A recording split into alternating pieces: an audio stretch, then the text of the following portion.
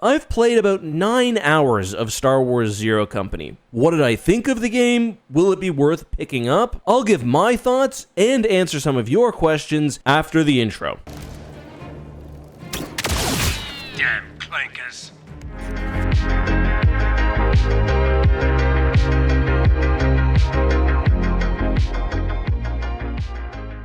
Hey guys, this is Justin, hello, and welcome to another video. So, I was lucky enough to try an early build of Star Wars Zero Company. As mentioned, my Steam numbers say I played for about 8.5 hours. There was actually a limit to how far we could progress within the game. However, due to some technical issues, I got the build late, so I didn't actually reach that point. Now, as far as I'm aware, I can say pretty much whatever I want here, although I will not be going into spoilers at all. I'll talk very generally about the plot, kind of what you'd read on the back of the box. That, sadly, is going to be a dated reference quite soon. But really, I want to focus on gameplay here. And by the way, full transparency, not paid for this, not invited to anything for this. It was really just an early preview. So, what's Zero Company like? Well, honestly, I think the marketing up to this point has been pretty honest. It kind of sits alongside the new Galactic Racer in that it's certainly a niche game,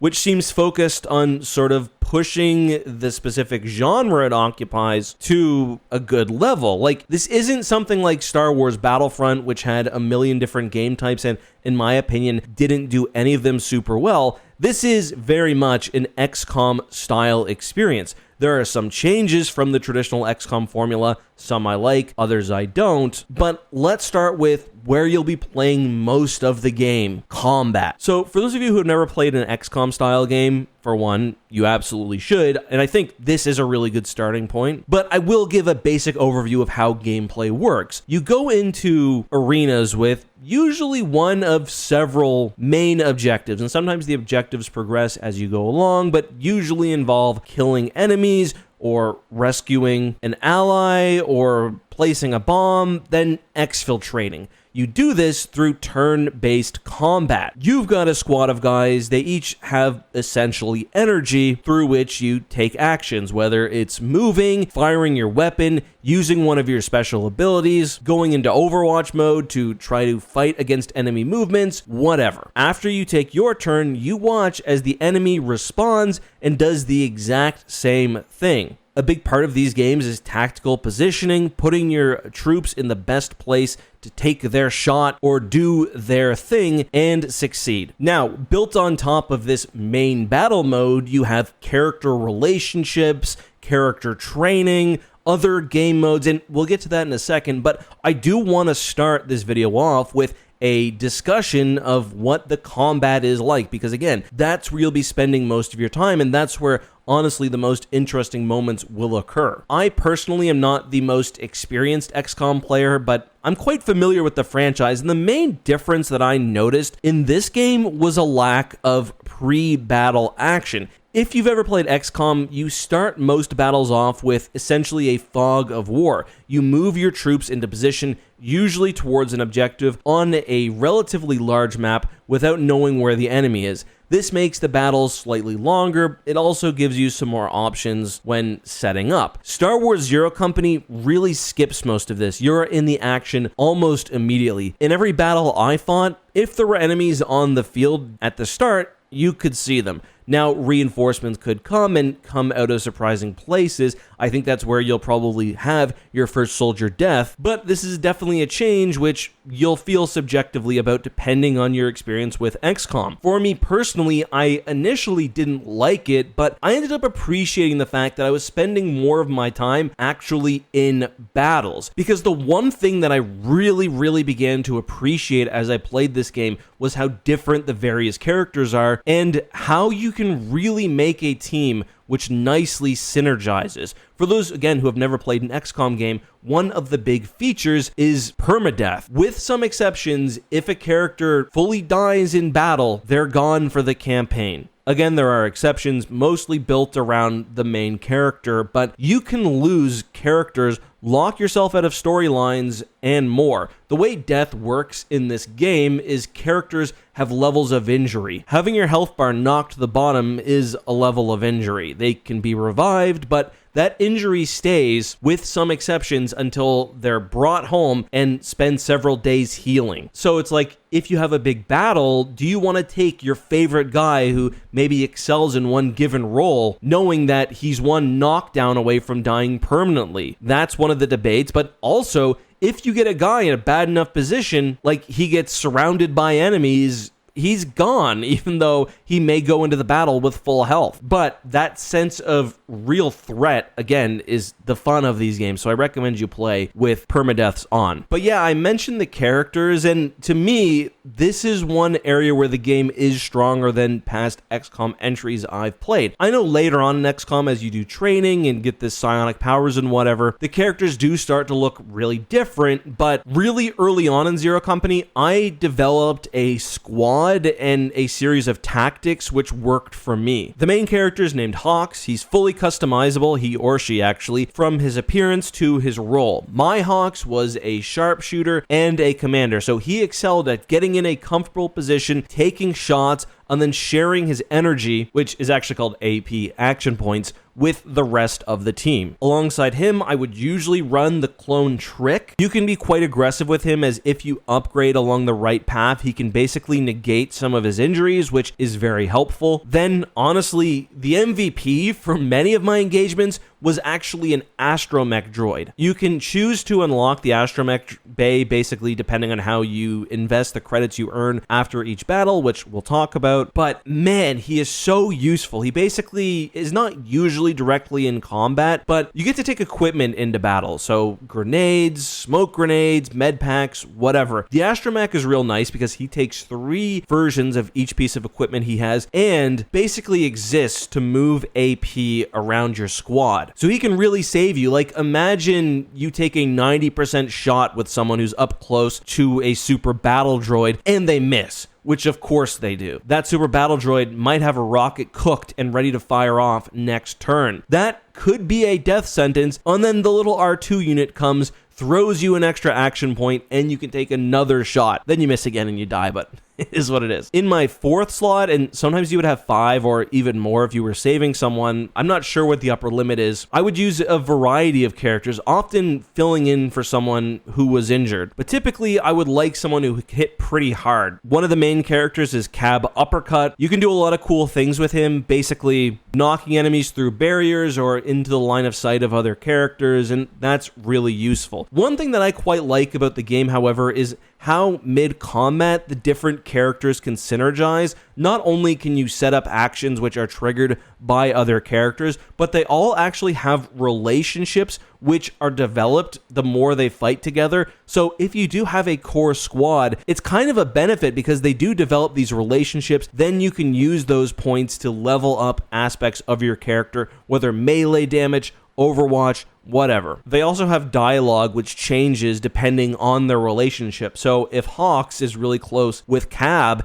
and Hawks makes a nice shot, you'll hear Cab reference it. The characters you recruit from your team will be a mix of what they call authored characters, so ones with full backstories, and then ones who, I'm not sure if they're randomly generated, but basically, I guess, filler characters. I will say, though, one of the filler characters I ended up really liking. Kind of developed my own little story with him. One thing people I think will really like is the level of customization. I was actually quite surprised. One thing I know people will like is the fact that you can put every single character, at least as far as I know, into clone armor. So you can, yes, recruit clones, but you can also just put your entire squad in fully customized clone armor. You can change their helmets, their chest plate, their pants, their boots, their gloves, pretty much everything. The customization overall is really strong. I will say one thing, however, I don't like is the fact that it seems like the weapons your characters use are fairly limited. Now, I didn't unlock a whole lot, and we'll get to unlocking stuff in a moment, so it's possible this changes. You sort of work with the black market to unlock equipment, but to me, if there's one thing that I did miss from XCOM was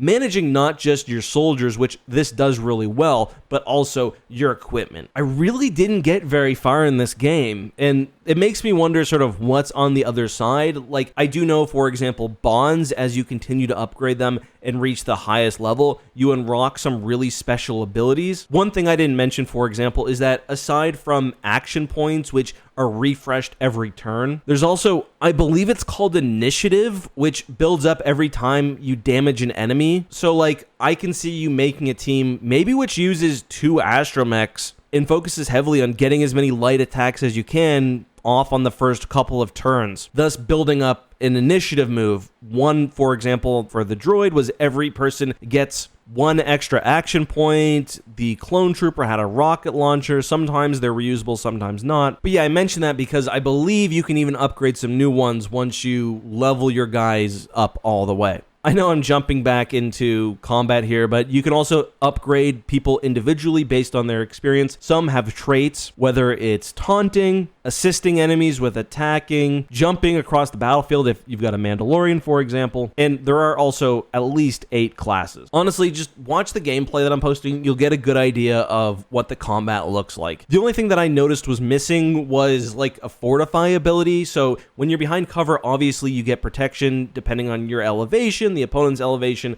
a million factors, but as far as I can tell, you can't actually take further cover to protect yourself. So generally, if you've got an action point left over, you're best off putting yourself in Overwatch. Okay, but the rest of the game, outside of combat, I've already mentioned you can upgrade your facilities after each combat. Sometimes, depending on your performance, you get credits. You can invest these credits on unlocking new parts of your base or just upgrading and buying individual pieces of equipment. I quite enjoy the base you mess around in. You get to walk around. I think the character interactions are mostly good. I won't talk much about the story, but in general, I'll just say you're fighting essentially a separatist cult. I don't think you need to know much more than that. They're called the Infinite Coil, as you've probably seen in some of the marketing. My opinion is that they exist so that you can fight across worlds which weren't already in the Clone Wars. So the main tactical missions are called just that, tactical missions. You go in, you fight. It advances the cycle you're in and thus sort of advances the story. You got to pay attention to that as well because certain missions will only be available for so many cycles.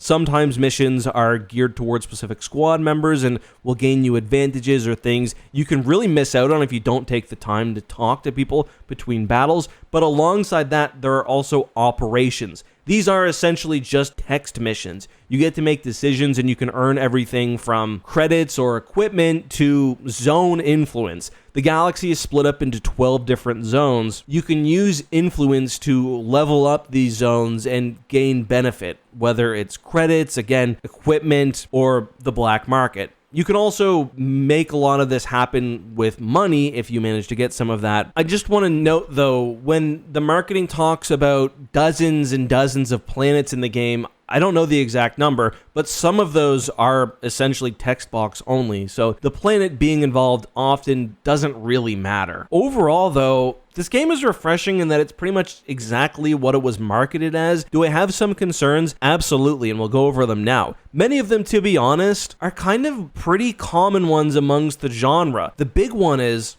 will it get old? And I'm not sure. I haven't played through a full campaign. I do worry somewhat about mission repetition and objective repetition, but I was also somewhat limited in how far I played. I went out of my way to do as many side missions as I could, rather than the more distinct main levels. I will also say, pre-mission, there's like segments where you walk into the battle. They did very little for me. Another thing I do worry about a little is enemy variety. There certainly are some distinctions. Like, fighting the droids is very different than fighting the coil. You will be fighting over a dozen droids at once, sometimes significantly more. The coil is usually smaller, but more sort of unpredictable. Like, with droids, my big focus is saving my equipment for when I can get a bunch of them together and then hit them with a frag grenade. Well, a detonator. So that's one of my concerns as well. I really think it would have been nice to expand this to vehicle combat. Like, that to me would have pushed the genre a bit further, and maybe it does. Again, I've only played 8 hours, but to me, kind of,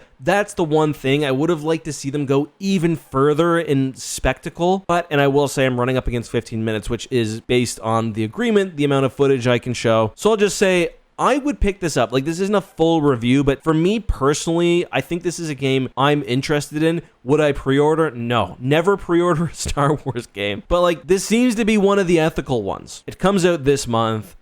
One thing I will say, and this is going to sound like a joke, but it's not, is I was disappointed they didn't include my friend Corey from Corey Loses and Corey's Datapad in this test session. Like, if there's any guy who makes only ethical Star Wars content, no AI slop, no rage baiting, and has actually been the guy in the Star Wars tactical gaming space, it's kind of him. The dude's not only made thousands of Empire War videos, he made the Empire at War mod, Thrawn's Revenge. I saw the team also follows him on Twitter, and I also really highly recommended him. I was just a little disappointed by that.